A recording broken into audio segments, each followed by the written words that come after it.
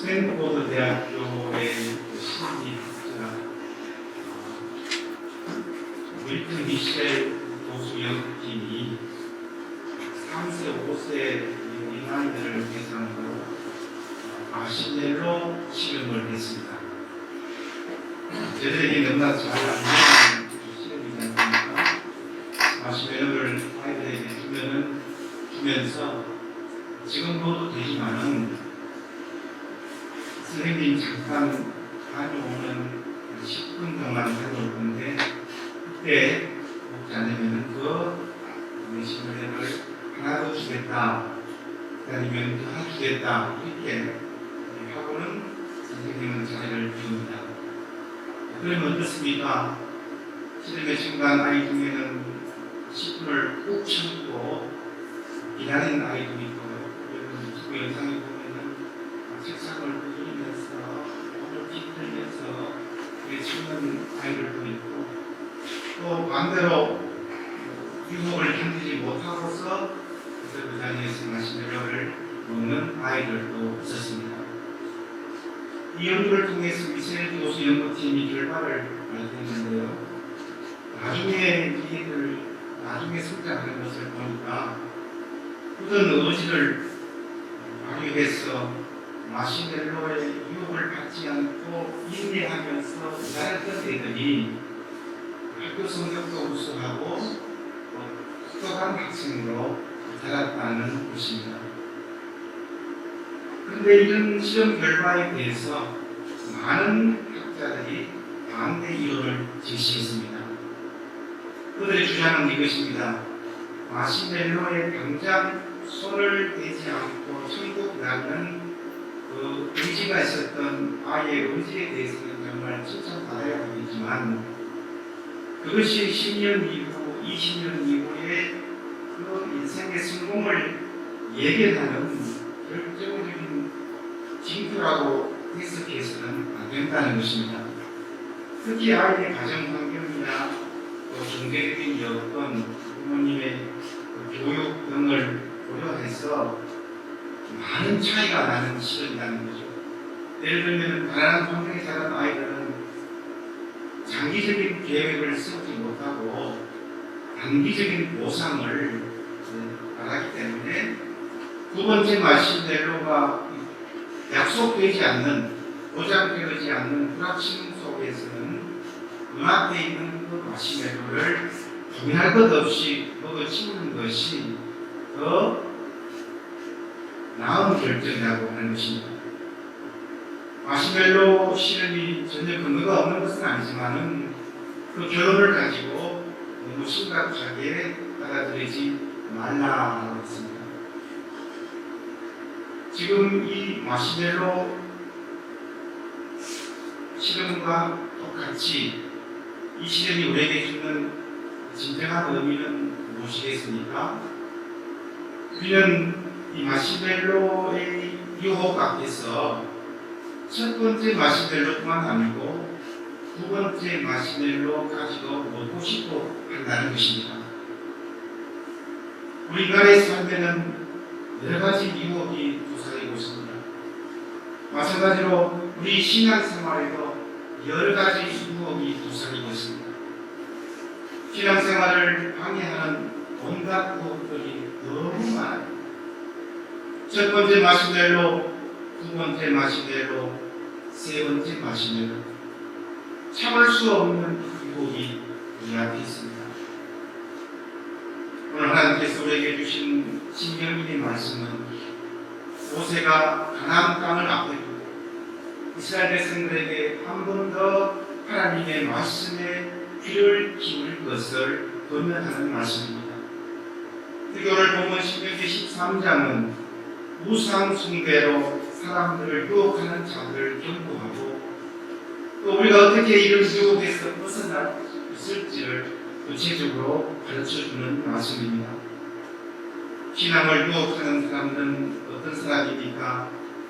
13장을 열자마자 1절에서는 13장에는 세 부류의 부류가 있는데요. 1절에서는 신비한 이적으로 유혹하는 거짓 선지자, 또 꿈으로 점을 치는 사람들에 대한 경계입니다. 6절에서는 가장 가까운 형제, 친척, 또 가족으로 오는 유혹을 말합니다. 그리고 오늘 보면 13절은 불량배들로부터 전해들은 유혹을 말씀합니다.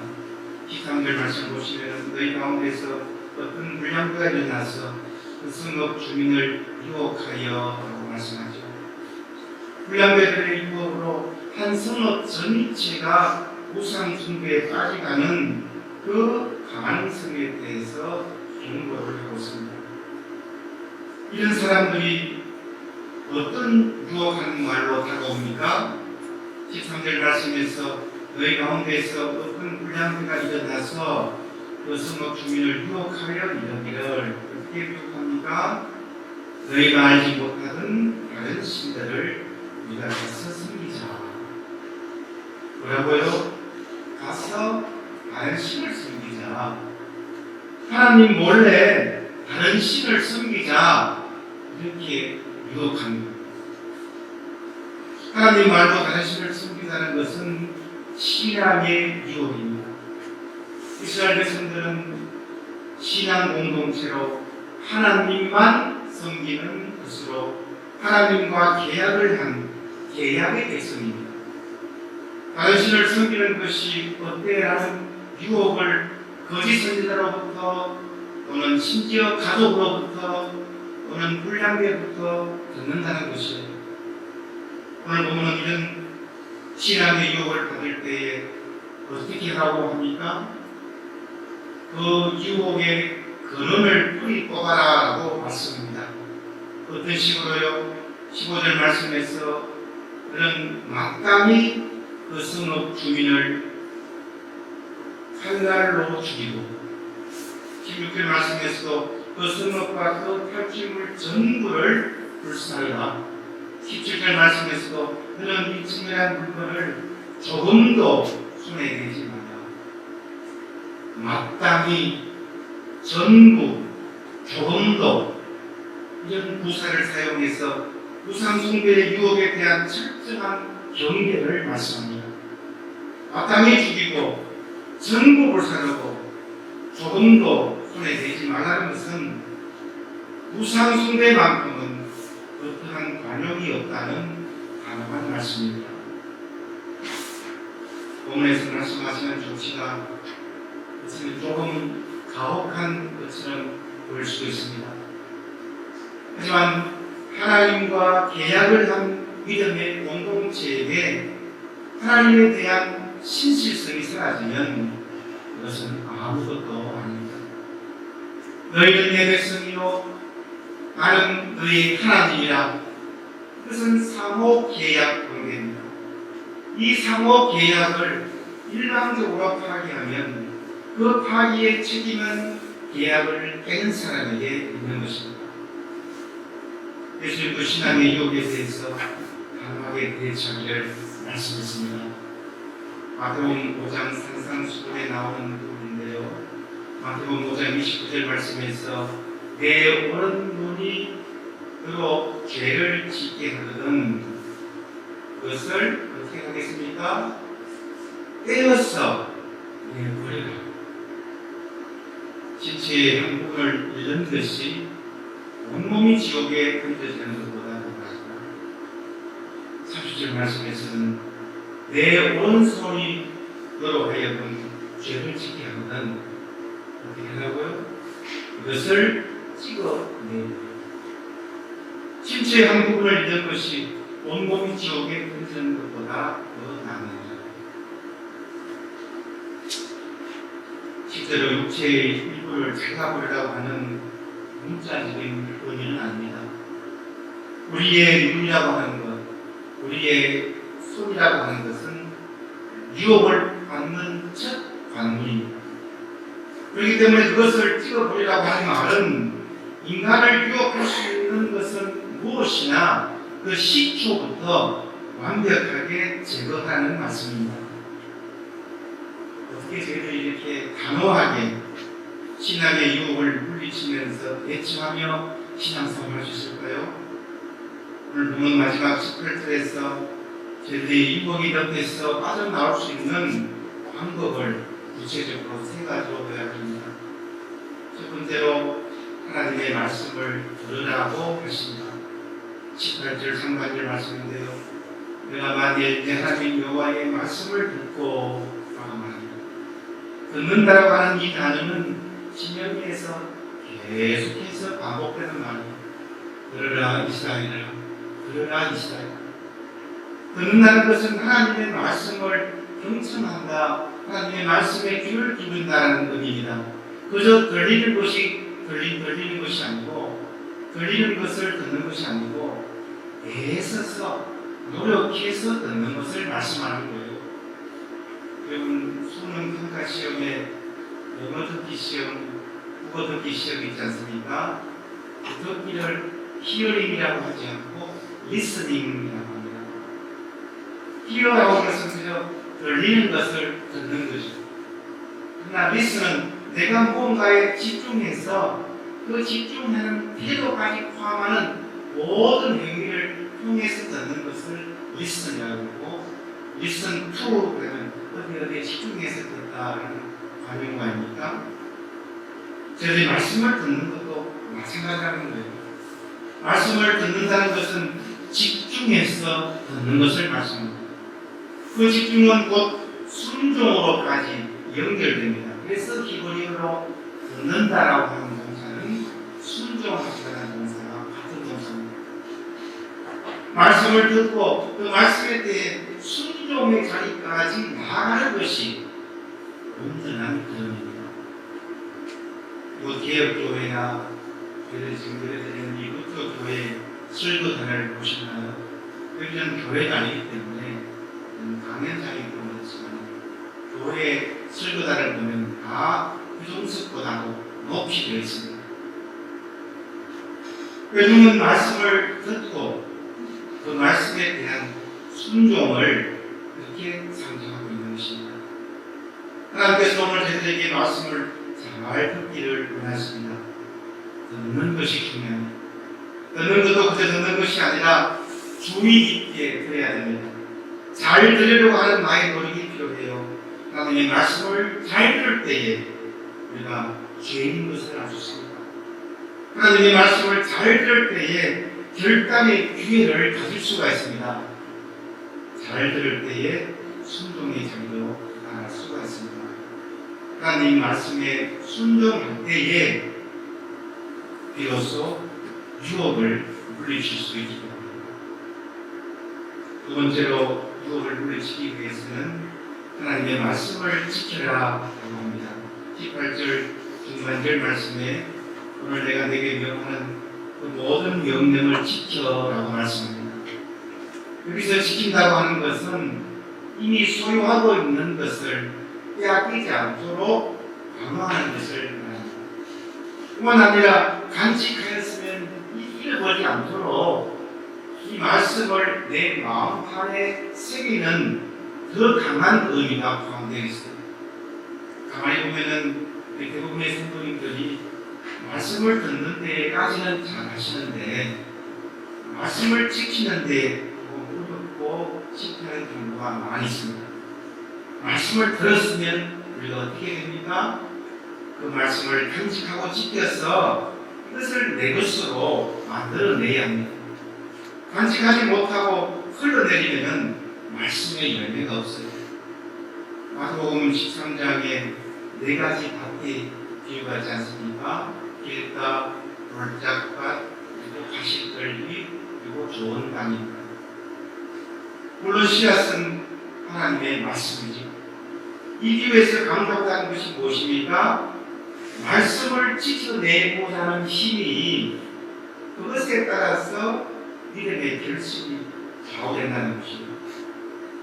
길가에서 씨앗이 부러졌지만 악한 자가 와서 그 부러진 것을 빼앗아갑니다. 말씀을 들을 때에 새가 와서 먹어버립니다. 말씀이 부러져도 사탄이 와서 가져가 버리니까 간직할 그 하나님의 말씀의 씨앗이 없는 거예요. 골짜기밭에 부러진 씨앗을 보세요. 말씀을 듣고 즉시 믿고 받아들이지만은 그 속에 뿌리가 없어 잠시 있다가 혼란이 오고 또 박씨가 일어나면 곧 넘어지는 신앙입니다. 씨앗을 지켜낼 믿음의 뿌리가 없는 거예요. 가시들 위에 떨어진 씨앗은 말씀을 듣지만은 너무 세상에 욕심도 많고 세상에 염려가 너무 많아서 결심하지 못합니다. 그 말씀을 지켜낼 힘을 세상의 유혹이나 그것이 뺏어버려요. 좋은 땅에 뿌려진 씨앗은 어떻습니까? 말씀을 듣고 지켜서 말씀을 듣고 지켜서 결심하는 자입니다. 말씀을 지킬 때에 열매가 있고 말씀을 지킬 때에 결심할 수가 있는 것입니다. 그들이 신앙의 유혹을 물리칠 수 있는 것은 말씀을 지켜내는 힘이 어느 정도 있는가에 따라 달려 있습니다. 세상에 염려가 있고 재물의 유혹이 있고 육신이 아프고 기도가 안 나오고 사업이 힘들어도 내가 들은 말씀을 지켜내야 합니다.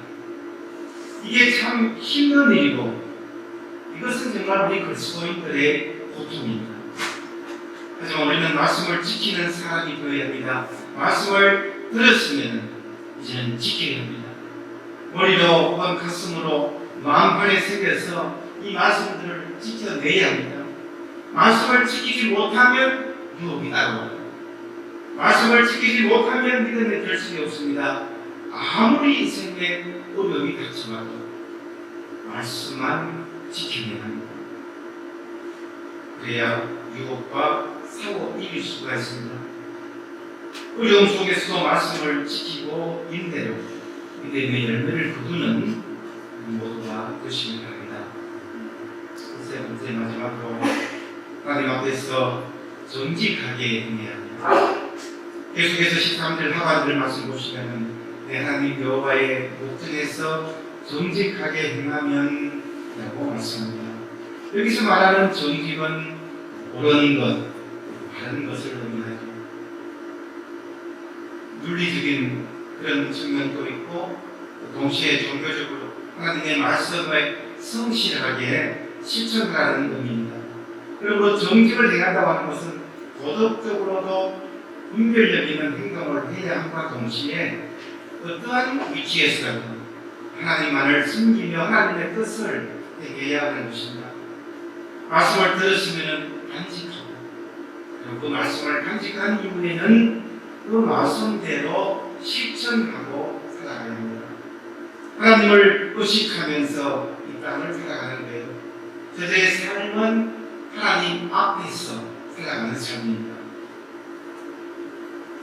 하나님 앞에서 정직하게 살아가며 하나님의 뜻을 적극적으로 행할 때에 유혹에서 벗어날 수가 있습니다. 이렇게 저희들이 신앙생활을 하면서 경험하는 여러 가지 유혹들을 말씀을 듣고 말씀을 지키고 말씀을 실천할 때에 하나님은 우리가 상상하지 못하는 것으로 갚아주신다고 말씀하셨어요. 오늘 본문 18절 마지막 단어인데요. 이같이 되리라. 이같이 되리라고 하는 것은 그 앞에 나와 있는 17절에 나타난 그 축복을 말합니다.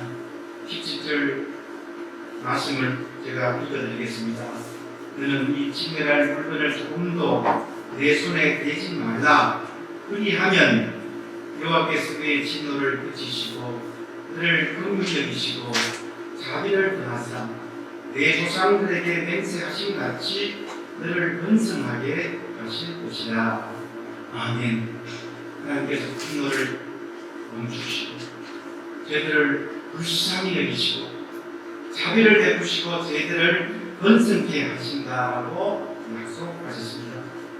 하나님의 말씀에 순종하는 개인 하나님께서 그 앞길을 형통하게 하십니다. 하나님의 말씀에 순종하는 가정 하나님께서 책임지십니다. 하나님의 말씀에 순종하는 기업, 나라 하나님께서 번성케 하십니다. 하나님께 순종하는 공동체, 믿음의 절대를 지키는 공동체 하나님께서 복 주시고 친히 인도하시리라.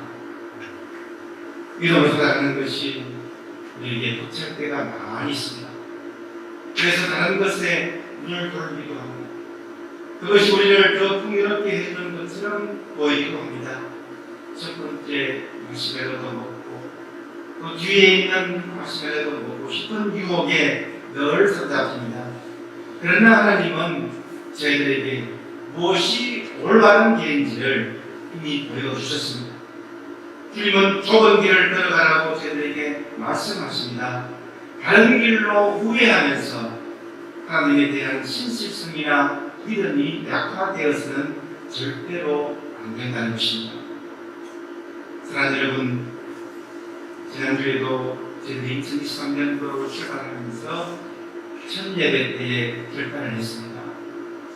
하나님만 믿고 하나님을 예배하고 하나님께 맡기는 삶을 살아가자라고 결단했습니다.